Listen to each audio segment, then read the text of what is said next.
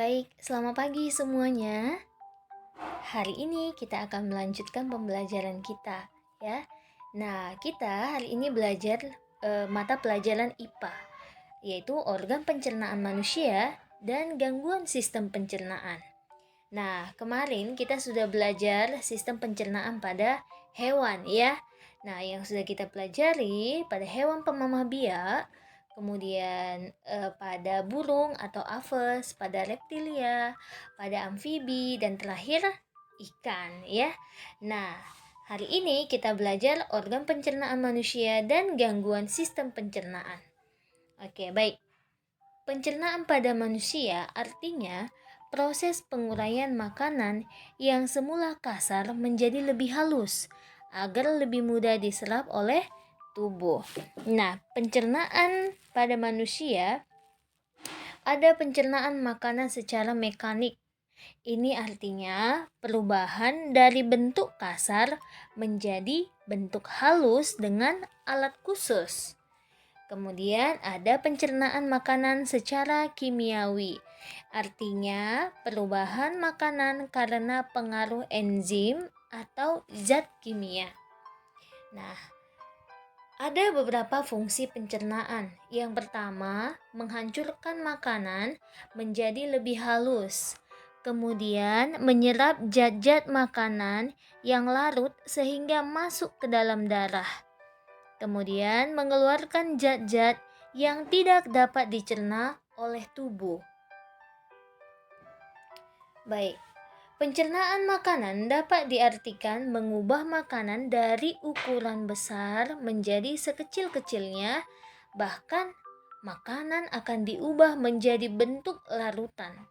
Setelah makanan berubah menjadi larutan, akan diserap oleh darah.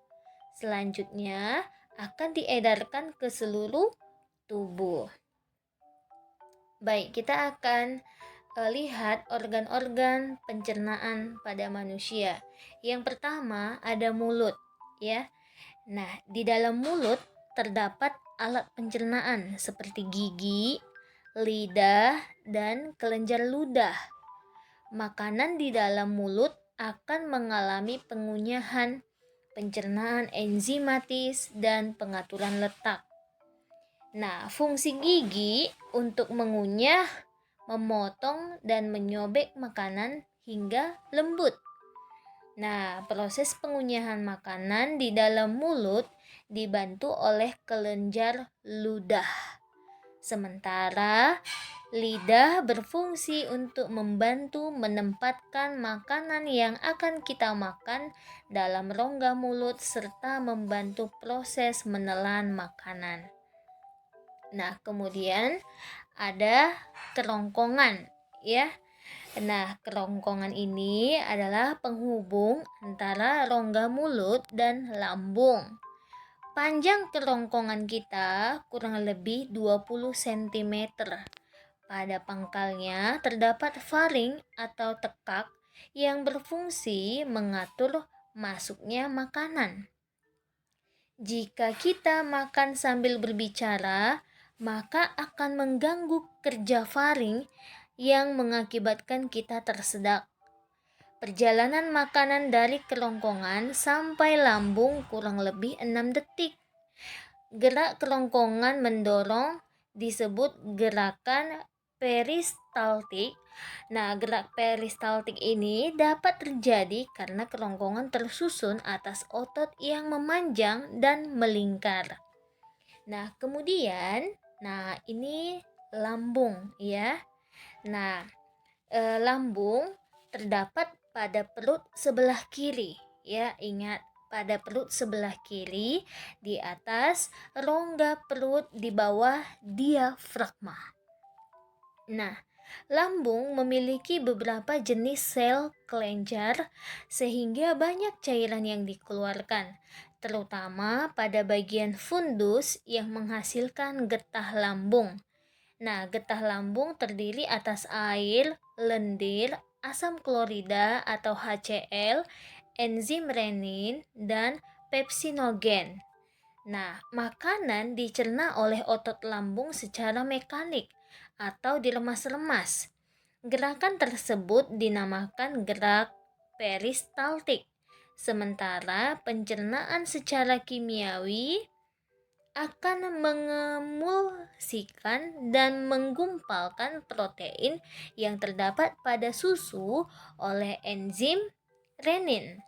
HCl akan mengaktifkan pepsinogen menjadi enzim pepsin. Adapun enzim pepsin akan mengubah protein menjadi pepton. Selain itu, HCl atau asam klorida tadi dapat membunuh mikroorganisme yang membahayakan bagi tubuh yang berasal dari makanan. Akibatnya, makanan di dalam lambung akan berbentuk bubur yang disebut kima. Nah, makanan berada di lambung selama 2-6 jam. Makanan yang banyak mengandung lemak akan lama dicerna oleh lambung. Sedangkan makanan yang banyak mengandung karbohidrat dapat dicerna dengan mudah, ya. Nah, selanjutnya ini adalah usus besar, ya. Nah, usus besar ini panjangnya kurang lebih 1 meter, ya. 1 meter yang terdiri atas 2 bagian. Nah, ada usus tebal atau kolon dan poros usus atau rektum. Nah, pada usus besar ini terdapat usus buntu juga. Apabila usus buntu mengalami peradangan akan menimbulkan rasa nyeri. Nah, usus tebal atau kolon dibedakan menjadi 3 bagian, yaitu bagian yang naik, bagian mendatar, dan bagian menurun.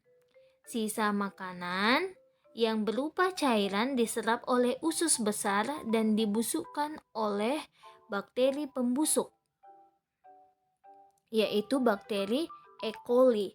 Nah, bakteri tersebut dapat membahayakan kesehatan, bahkan dapat membentuk vitamin K yang penting dalam pembekuan darah. Setelah sisa makanan membusuk menjadi feses itu artinya kotoran, ya. Nah, kemudian masuk ke rektum, akhirnya fesis dikeluarkan melalui anus atau dubur. Baik, selanjutnya ada usus halus, ya.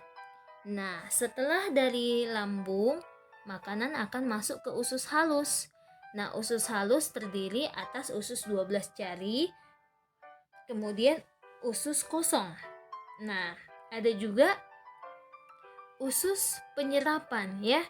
Nah, pada usus halus terdapat muara dari 2 saluran yang berasal dari kantong empedu dan saluran yang berasal dari pankreas.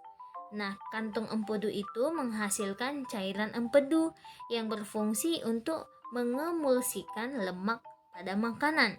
Sementara pankreas itu menghasilkan cairan pankreas yang mengandung enzim tripsin, enzim amilase, dan enzim lipase. Nah, selanjutnya ada anus, ya. Anus ini adalah tempat atau saluran di mana kita membuang makanan yang yang sudah dicerna oleh usus, ya, sisa-sisa makanan yang sudah dicerna oleh usus atau yang tidak dibutuhkan oleh tubuh lagi. Jadi itu akan dikeluarkan melalui anus. Oke, selanjutnya kita lihat proses pencernaannya. Yang pertama, makanan masuk ke mulut. Kemudian makanan ditelan dan masuk ke rongkongan. Kemudian di lambung, makanan dicerna secara mekanis, dibantu oleh dinding lambung, dan secara kimiawi dibantu oleh enzim pepsin dan renin, dan dibantu oleh HCl. Ya, HCl ini tadi asam klorida. Kemudian makanan bergerak ke usus halus. Sistem pencernaan akan masuk ke usus besar. Nah, sisa pencernaan yang sudah tidak diperlukan tubuh akan dikeluarkan melalui anus, ya. Nah, baik. Kita akan melihat ada gangguan pada sistem pencernaan ya. Nah, sistem pencernaan itu berfungsi untuk mencerna makanan atau nutrisi. Walaupun demikian, sistem pencernaan dapat saja mengalami gangguan. Mari kita simak penyakit yang dapat mengganggu sistem pencernaan. Oke, yang pertama ada sakit MAH. MAH adalah gangguan sistem pencernaan yang menyerang lambung. Nah, bagaimana gejala penyakit MAH? Rasa pedih pada dinding lambung, rasa mual, rasa kembung ya. Nah, penyebab penyakit MAH yang pertama adanya bakteri Helicobacter pylori. Nah, kemudian pola makan tidak teratur. Jadi ingat nih, kalau kita nggak makan tepat waktu, ya, nggak teratur itu artinya ya. Walaupun kita makan 3 kali sehari, tapi kalau jamnya nggak pas, kita bisa terkena penyakit MAH ya. Jadi makan dengan teratur ya. Kemudian stres. Nah, kalau kalian ya apalah stresnya ya. Biasanya kalau yang stres ini orang-orang yang sudah cari uang ya. Nah, tapi mungkin bisa aja kalian stres kalau tugasnya ditumpuk ya. Nah, aduh bagaimana ini ngerjakan tugas banyak sekali. Padahal udah 1 minggu nggak dikerjakan. Itu bisa aja stres ya. Tapi itu karena kesalahan kalian sendiri, ya kan? Nah, kemudian terlalu banyak makan pedas dan berlemak. Nah, kurangi ya nak ya. Makan yang pedas dan makan yang berlemak. Ingat, tadi lambung itu susah mencerna makanan yang apa? Makanan yang berlemak ya, tadi udah ada dibahas ya. Nah, kemudian cara mengatasi MAH. Yang pertama, batasi makan pedas dan berlemak. Kemudian, kurangi minuman berkafein. Ya, contohnya seperti kopi ya. Nah, kemudian makan secara perlahan dalam porsi kecil. Kemudian periksa ke dokter karena MAH kalau dibiarkan lama-lama bisa parah ya. Oke, selanjutnya kita lihat ini gastritis. Gastritis merupakan peradangan pada dinding lambung. Nah, gejalanya kita lihat cekukan, cepat merasa kenyang, hilangnya nafsu makan, muntah, nyeri panas dalam lambung. Nah, selanjutnya kita lihat penyebabnya. Makanan tidak bersih dan banyak mengandung bakteri. Kemudian kadar asam klorida terlalu tinggi. Kemudian ada stres. Terlalu sering mengkonsumsi alkohol. Ya, jadi jangan makan makanan yang sembarangan. Apalagi nih jajan-jajanan di luar ya. Nah, itu kita nggak tahu bersih atau tidak. Tadinya kalau dari rumah mama kita yang masak atau kakak kita yang masak ya terjamin dong bersihnya gitu kan. Nggak mungkin mama kita buat makanan yang nggak bersih untuk kita anak-anaknya, pasti bersih. Tapi kalau di luar sana mereka nggak peduli ya, nggak peduli kalian sakit perut, kalian perutnya gimana-gimana, yang penting mereka dapat uang ya. Mereka nggak penting itu kebersihan dalam makanan itu. Sehingga ketika kita makan makanan itu bisa saja kita mengalami satu penyakit. Kemudian, nah cara mengatasi gastritis ini, mengkonsumsi makanan bersih. Hindari makanan asam, pedas, dan berminyak. Kendalikan stres. Makan sedikit tapi sering. Kemudian periksakan diri ke dokter. Oke, selanjutnya ada diare. Ini udah biasa nih dialamin ya. Nah, diare adalah gangguan organ pencernaan di mana feses ini kotoran ya. Penderita menjadi encer dan perut terasa mulas. Nah, gejalanya perut terasa mulas, sering ingin buang air besar atau BAB. Feses encer, perut terasa kembung. Nah, penyebabnya apa? Makanan tidak bersih dan banyak mengandung bakteri. Kemudian keracunan makanan. Cara mengatasinya, jaga kebersihan makanan pada wadahnya, mencuci makanan sebelum makan, minum obat diare, dan periksakan ke dokter.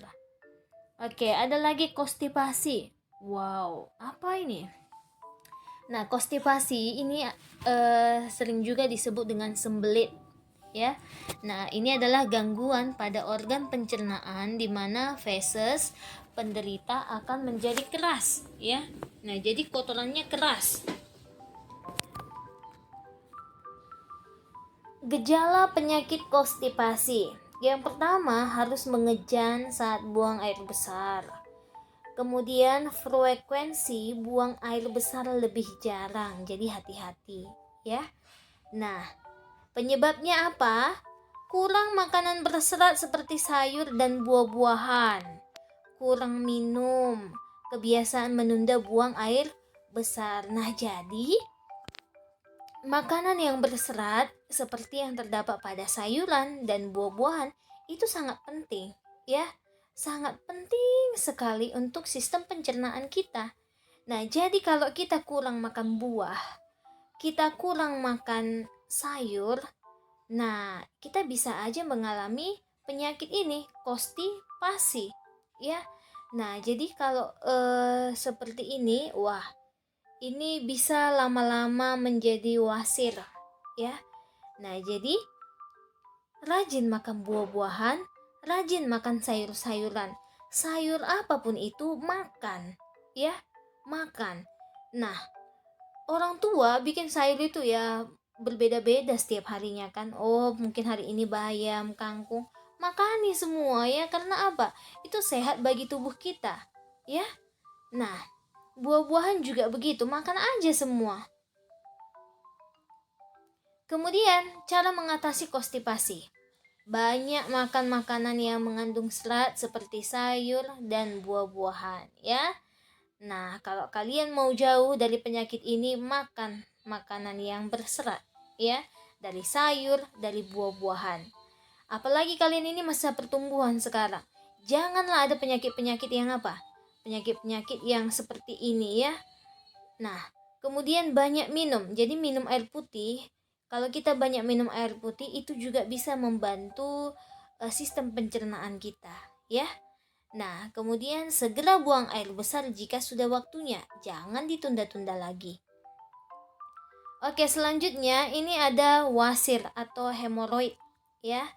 Nah, wasir atau hemoroid merupakan pembengkakan pembuluh darah yang ada di dalam ataupun luar rektum maupun anus. Nah, gejalanya adanya benjolan di luar atau dalam anus. Kemudian rasa gatal sekitar anus. Kemudian pendarahan setelah BAB. Hati-hati kalau sudah terkena penyakit ini, ya. Nah, penyebab penyakit hemoroid atau wasir. Yang pertama, sembelit kronis atau diare. Jadi sembelit tadi, ya, dimana kita susah mengeluarkan fesis kita, itu lama-lama bisa menjadi wasir atau hemoroid, ya. Nah, kemudian kehamilan. Kemudian obesitas. Obesitas ini kelebihan berat badan. Yang gendut hati-hati nih, ya. Nah, kemudian terlalu lama duduk, ya. Terlalu lama duduk ini juga salah. Nah, karena kalau terlalu lama duduk, kita bisa juga apa? Mengidap penyakit ini, ya. Nah, cara mengatasi wasir ini bagaimana? Banyak makanan berserat seperti sayur dan buah-buahan. Kembali lagi, ya. Kita dianjurkan untuk makan sayur dan makan buah-buahan, ya. Ingat, ini sangat penting sekali, ya. Nah, kemudian banyak minum air putih karena tadi air putih bisa membantu apa? Sistem pencernaan kita, dan banyak lagi manfaat air putih, ya. Nah, melancarkan sirkulasi darah, ya. Nah, kemudian segerakan BAB dan jaga kebersihan anus. Dan nomor 4, periksakan ke dokter. Oke, selanjutnya ada appendicitis. Nah, appendicitis ini merupakan gangguan organ pencernaan di mana ada peradangan pada umbai cacing atau usus buntu. Ya, jadi ini sering sekali disebut dengan usus buntu. Nah, gejalanya bagaimana? Demam, muntah, nafsu makan rendah, nyeri di bagian pusar, kemudian menjalar ke sisi kanan. Penyebab penyakit apendisitis: adanya sisa makanan yang terjebak dalam umbai cacing dan tidak bisa keluar sehingga membusuk serta menjalar ke usus buntu. Kemudian, cara mengatasi apendisitis: pertama, perbanyak konsumsi sayur dan buah. Kembali lagi ya. Nah, kemudian perbanyak konsumsi air putih. Kemudian periksa ke dokter dan lakukan CT scan. Oke, lanjut cacingan. Nah, ini banyak nih yang cacingan ya. Nah, cacingan adalah penyakit pada organ pencernaan yang disebabkan parasit yang tinggal di dalam usus manusia. Nah, gejalanya mual, muntah, diare. Kemudian penurunan berat badan, BB itu berat badan ya nak ya. Kemudian nafsu makan menurun. Penyebab penyakit cacingan: yang pertama, menghisap jari kotor. Kemudian kebersihan di lingkungan kurang bersih. Kemudian makanan tidak higienis. Nah, cara mengatasinya: hindari kebiasaan menghisap jari, jaga kebersihan diri dan lingkungan, makan makanan yang higienis, minum obat cacing secara rutin, dan periksa ke dokter. Nah, baik. Dari semua penyakit tersebut, ingat, gak boleh telat makan, ya kan? Makanlah tepat pada waktunya, jam 7, jam 12, jam 7 ya. Nah, kemudian makan makanan yang higienis ya. Nah, makanan yang higienis ini sudah tentu yang paling higienis itu ya di rumah kita. Makanan yang dimasak oleh orang tua kita ya. Nah, jangan terlalu sering untuk makan makanan dari luar ya. Karena yang dari luar itu belum tentu apa? Belum tentu higienis ya. Nah, baik itu yang di dalam kemasan maupun yang tidak dalam kemasan. Jangan sering-sering untuk makan itu ya nak ya. Hindari itu. Kemudian tidak makan makanan yang apa? Yang mengandung banyak lemak ya, karena itu akan susah dicerna. Kemudian kita dianjurkan untuk rajin makan apa? Makan buah, makan sayur-sayuran karena itu mengandung serat. Nah, makanan itu sangat baik untuk tubuh kita ya. Nah, jadi sayur apa aja makan aja, buah apa aja makan aja ya. Nah, banyak minum apa lagi? Minum air putih. Jadi, kita kan sudah tahu ini. Jangan sampai kalian terkena salah satu penyakit tersebut ya. Jaga kesehatan kalian. Kalian masih muda loh. Jadi harus apa? Harus pintar-pintar ya menjaga kesehatan kalian. Jangan nanti udah SMP, udah sakit emah ya.